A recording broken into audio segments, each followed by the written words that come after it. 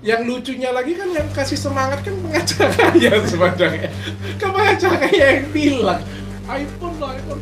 Halo Sobat Den Bagus TV. Assalamualaikum warahmatullahi wabarakatuh.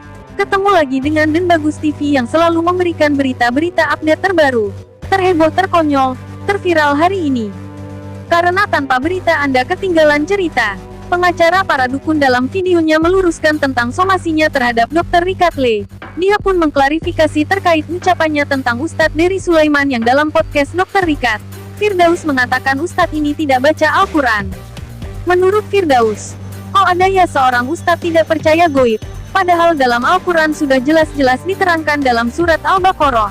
Ya, walaupun dalam video itu, dia mengatakan Al-Baqarah sobat, tapi sudahlah mungkin dia hilaf sobat. Hahaha.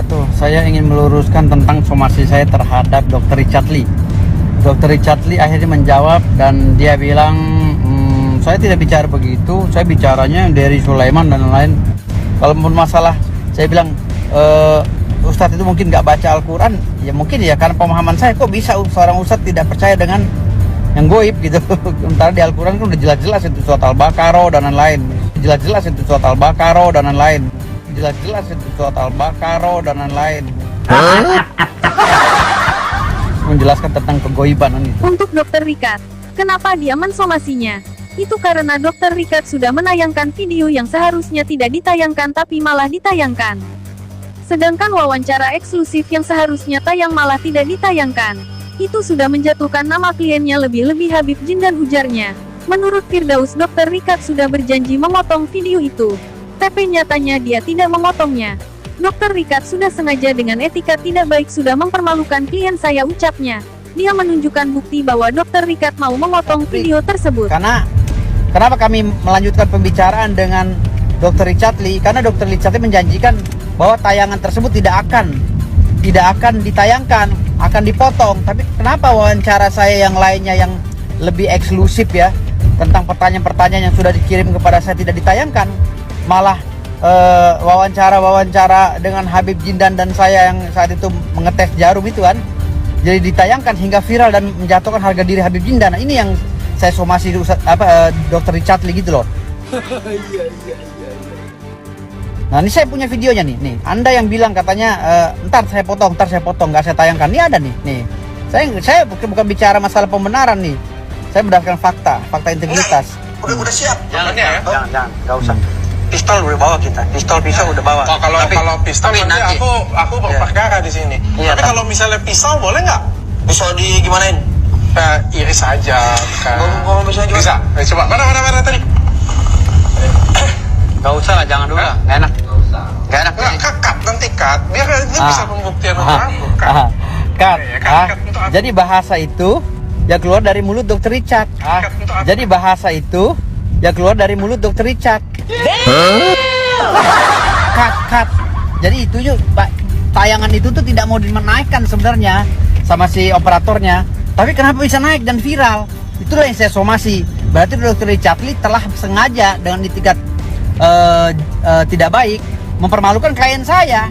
Gitu loh, masalah suntik menyuntik itu masalah jarum apa segala. Sebenarnya itu kan tayangan yang udah kita sepakati tidak boleh dinaikkan. Itu aja sih. Jadi itu somasi saya, hati-hati Dr. Richard. Ini buktinya saya banyak. Dalam video lain Dr. Richard menanggapi statement Firdaus. Dr. Richard menerangkan bahwa yang akan di-cut atau dipotong itu bukan obrolannya tapi semisal ada aksi iris pakai pisau atau tusuk jarum maka itu yang akan di-cut. Karena di YouTube itu dolarnya dolar kuning, ungkapnya. Nanti saya cut. Itu kan dari bawah dia kan.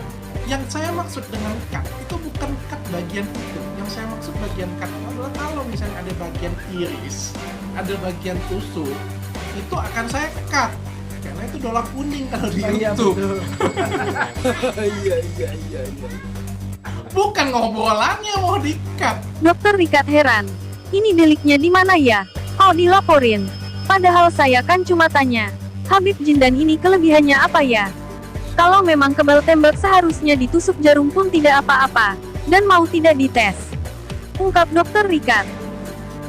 Mana ya? Aku bisa dilaporin ya kok? Bisa ditusuk? Kan saya kan nanya.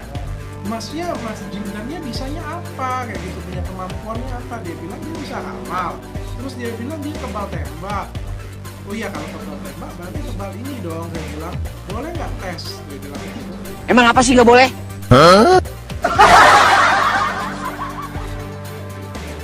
Jindan pun balik bertanya. Jikalau kata, dokter menusuk jarum dan terbukti saya tidak apa-apa, dokter mau kasih saya apa? Dokter Rikat menjawab kalau seandainya Jindan ditusuk jarum dan terbukti kebal, maka dokter Rikat akan memberikan iPhone 13 Pro Max. Nah, sekarang kalau dia tidak bisa buktikan itu salah siapa? Misal dia terbukti kebal dia dapat iPhone, kalau tidak bisa buktikan saya dapat LP, ujar dokter Rikat Lee.